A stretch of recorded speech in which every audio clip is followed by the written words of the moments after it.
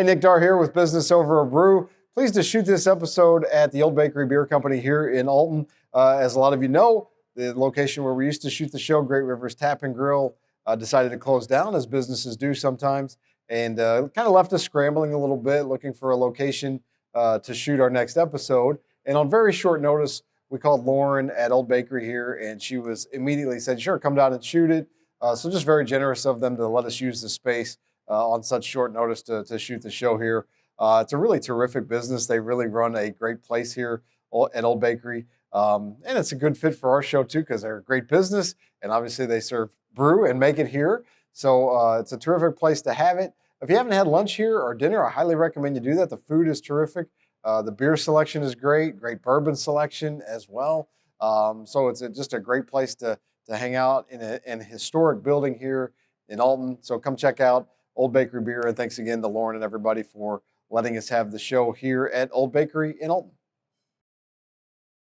Welcome to Business Over a Brew. I'm your host, Nick Darr. Pleased to be joining you here at the Old Bakery Beer Company, our great location here for shooting the show Business Over a Brew, where we talk business with some of the Riverbend's most interesting and influential business owners. Pleased to be joined on this episode by Heather Garrigus with Heather's Zen Den. Heather, thanks for coming on the show. Appreciate it. Thank you.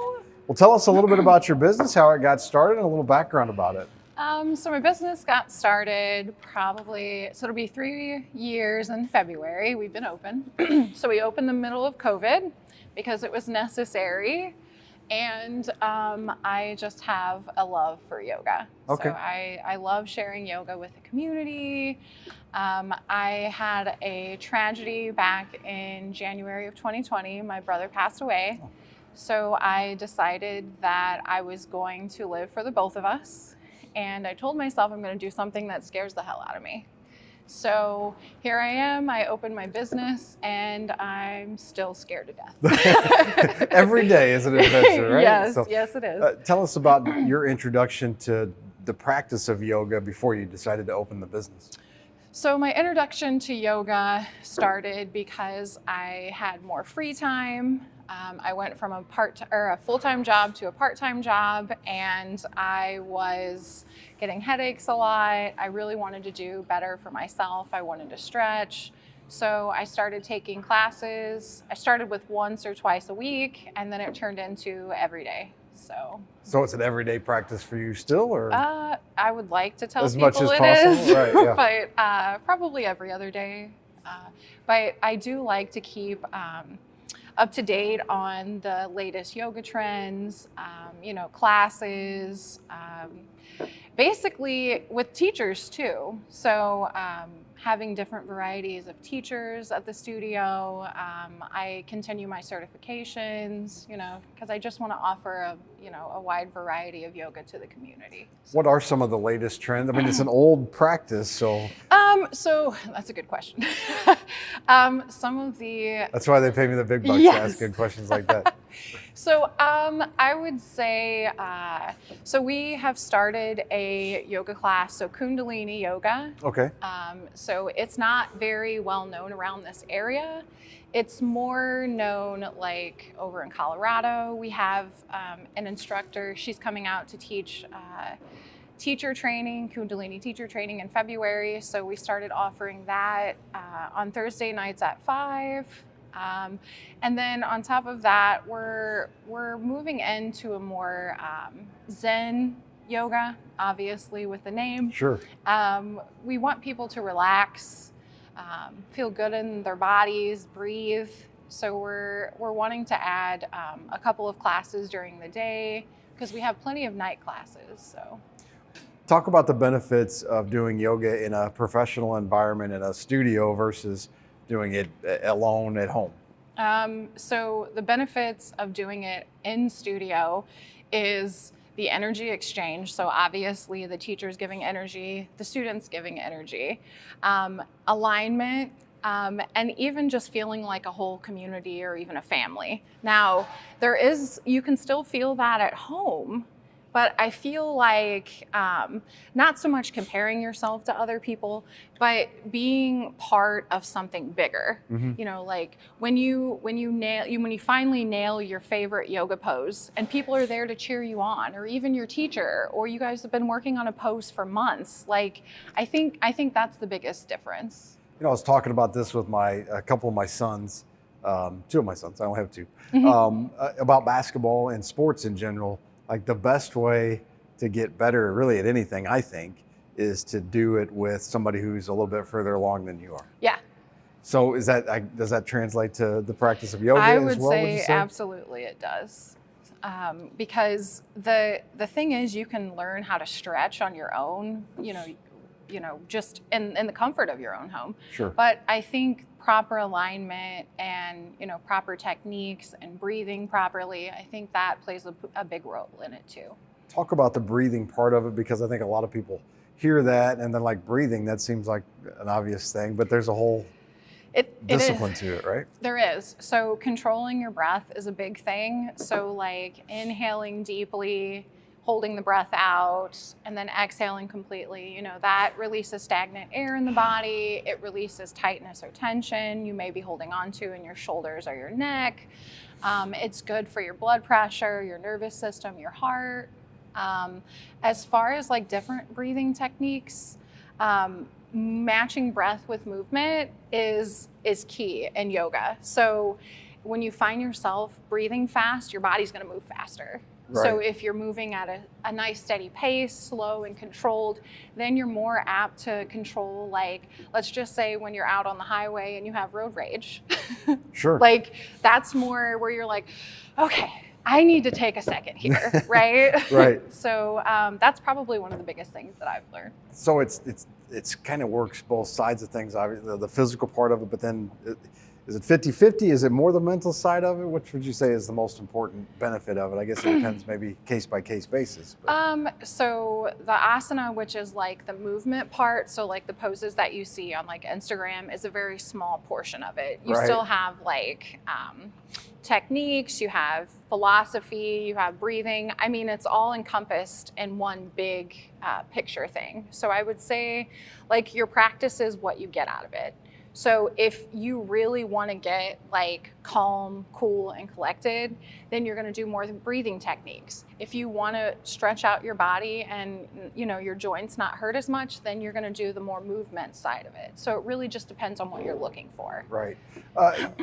Just meeting you for a couple of minutes, you have a great sense of humor, and I noticed on your website some of the reviews of the class is that you like to joke around during the session. I think a lot of people think of it as it's like serious, very calm thing. Talk about the role that humor plays in it for you. I feel like the humor part, that's part of my personality anyways, but I feel like when I bring humor to my class, it makes it more down to earth. It makes it less stressful, Sure. You know, and not so serious. Like what we are doing is serious, but I feel like when it's not so serious in class, like I am watching you, I am making sure that you're doing, you know, proper alignment and everything, but like you feel less stressed that like, oh my gosh, the teacher's looking at me. Where as opposed to, oh, Heather's just looking at me. You know what I'm saying? Right. So I try to be less, like more less serious, because I'm not really a serious person at all. Is there a success story that you can share with us of one of your clients over the last 3 years that really stands out to you? Yeah, so I actually had one of my instructors. So I started, she was there whenever I started just teaching. So I was just a baby teacher at this point. So I hadn't got my certification yet. She came to my classes. We learned together. Right. That's the thing. We learned together. She would ask me questions. I would, you know, I'm going to have to get back to you. I'd research it. I come back and I'm like, hey, I know the answer. So it was almost like a challenge for me, not only a challenge for her because she was new to the practice, but a challenge for me where I was like, okay, like Heather, you don't know everything. You're the teacher, but you don't know everything. And you know, obviously with experience, I know more. I'm still not saying I know everything, but she ended up she got certified, and she's actually one of my teachers working at my studio now. So Very cool. it's almost like full circle. Yeah. So that was really cool for me. Talk a little bit about your team that you have down there, because I know you have several people on staff that help out. So my team down there, they're wonderful, very experienced. They bring a lot to the table. I recently have I hired her back in like a year and a half ago. So my marketing coordinator. Marketing is hard, believe it or not. Sure. Probably one of the hardest things I've ever had to learn was marketing. No amount of school, no amount of YouTube prepared me for it. But she's been great. Andrea, she's really been great. And then my plethora of teachers, like they bring so much experience and humor to the studio. So, You know, the thing that I think makes marketing so difficult, and I've been in it for 20 years and still, you know, learning and don't have it down, because you're talking about influencing human behavior. You're right. And it's unpredictable. It's you know, what works for you, what attracts your attention doesn't get mine. And so it's really, that's why it's so tricky, I think, because it is, how do you influence humans to raise awareness of what you're doing and why they should use your business to whatever product that is? That's I think of myself as back whenever I was a student. So like what drew me into the yoga studio, what drew me into the yoga community, and that was good, wholesome people. And customer service. So we pride ourselves in offering a warm and welcoming environment to the studio. I pride myself on trying to know everybody's name when they walk in the studio. I know that's a big thing, but people just love it. And I love our community. I just love everybody in our community. So you mentioned that opening a business scared the hell out of you. What are some of the things that are the biggest challenges for you, aside from marketing, which you mentioned already? What's a struggle for you? I would say the biggest struggle right now is moving forward. So we've grown a lot this year. We've, like I said, we have a plethora of instructors, knowledge, but the biggest thing is like the business aspect. So I really want to just be in the community, doing the community thing, right? But I still have to worry about like payroll and like, you know what I'm saying? That I'm, I love paying people, but I'm just saying like that's the part, like the admin side, that I'm not so crazy about. Well, you know, for me personally, like I grew up loving radio, and I still love radio. And if really probably I could do exactly what I wanted to do, I'd be on the radio a couple hours every day just doing a show. But that's not what I'm best at, number one. And number two, it's not what our business needs the most. And as the owner, that's what you kind of have to gravitate to. You probably love the teaching aspect of it, and that part probably comes pretty easy for you. But it's like you said, the payroll and the stuff that's really not that fun to do. Like printing scheduling all of those people. That's probably my biggest thing is like, I'm like, how do I keep track of 7-8 different people? You know what I'm saying? And then I have to reach out, like, what day off do you need? What day, you know what I'm saying? So that's another aspect that I'm not crazy about either. One of the biggest challenges for me in being a business owner, and one of the things I didn't really anticipate or expect, is the number of decisions that you have to make every day. And each one, some may seem small, some may seem, you know, huge, but they all have an impact on people that work for you or your clients or whatever. So how do you have a process for making decisions? What do you, if you have a tough decision to make, what's your process for that? Tough decision, big picture. I always look at big picture wise. Good. So if the needs of the business, that's what I always tell Jason.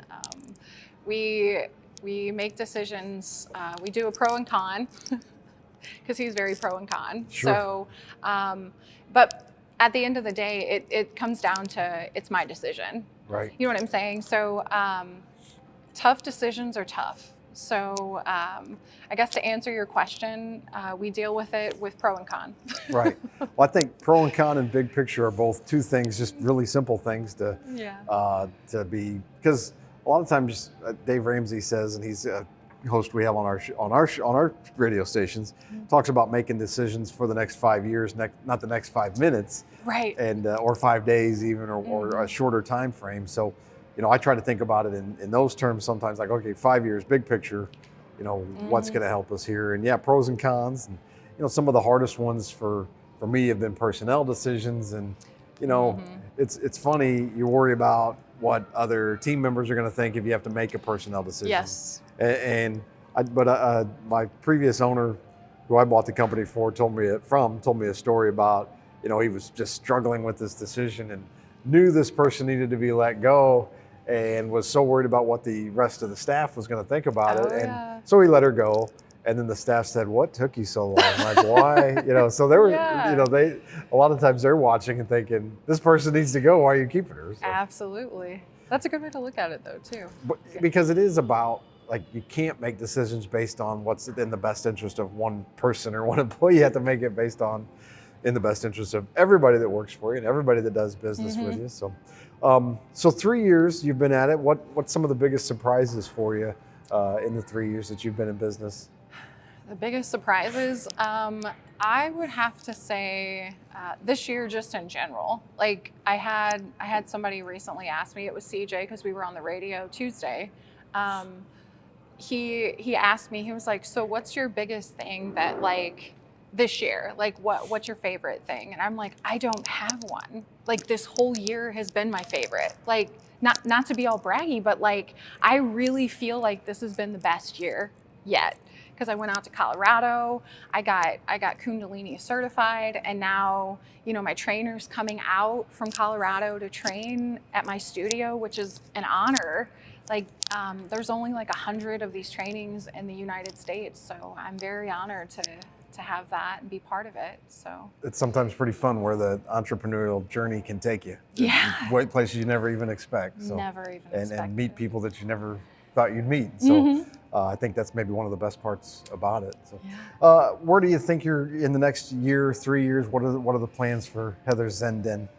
I'm just looking forward to whatever the universe has to offer. That's a very Zen-like answer, I think. Yes. Yeah. We obviously want to grow, but, like, we've grown exponentially just in the last year alone. So I'm really looking forward to the next 3 to 5 years. So. Well, as somebody that was scared to death 3 years ago to open a business, what advice would you give to somebody out there that might be thinking about opening a business or going out on their own? My advice would be keep going. Keep moving forward. Joining the Growth Association was probably one of the best things I ever did. Between networking and meeting a plethora of people that I, like you said, never would have met beforehand. Collaborating with other small businesses, because I feel like as a small business, you have to collaborate with other small businesses to make it. Because, I mean, we're small. Right. But not small. You know what I'm saying? Small but mighty. So. And sometimes it can be kind of a lonely position too. Yeah. Like owning the business is like, gosh, no one else is going through. They don't understand what we're going through. True. So it's nice to have those people, and I've met a lot of those people in the Growth Association too, that have given me advice, and then hopefully maybe being able to pass that on, even though I don't know anything, but I've observed some things maybe in my 20 years of doing it. So, so it really is great to have, and I think we have one of the best small business communities around, because it is, everybody does seem to work together and want to help each other grow, and it's important in our community that we do that. So heck yeah. If people wanted to get a hold of you or want to learn more about you, where can they go do that? I know you're in Eastgate Plaza, which is a cool place to be these days, huh? Yeah, definitely getting revitalized. So there's a lot of new businesses opening up around there. So a good way to get a hold of me is Facebook, Heather Zen Den Facebook page. We're on Instagram, Zen Den Heather. We also have a website, heatherzenden.com. Or you can send me an email, heatherzenden21@gmail.com, or you can call me, 618-373-9099. Awesome. Any areas we didn't touch on that we need to mention before we wrap it up? No, I think we covered all of it. All right. Well, thanks for coming on the show. Appreciate it. Best of luck to you. Much. Thanks, Heather. Thank you.